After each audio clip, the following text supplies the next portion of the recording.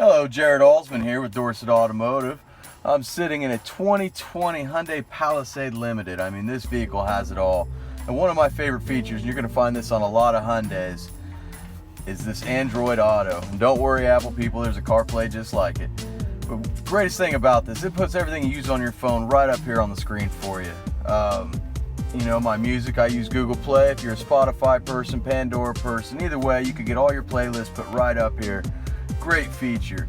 Another one is you can use your Google Assistant while you're driving. Let's go ahead and find some directions. Please say a command. I need directions to Dorset Ford in Marshall, Illinois. Would you like to set this as the destination? The guidance will start now. Please proceed. And we're on our way. How easy was that? Guidance will start. Another cool feature with this is you can just use your Google Assistant any way down the road. You hit the push to dock button on the steering wheel and keep on going. No reason to look at your phone while you're driving.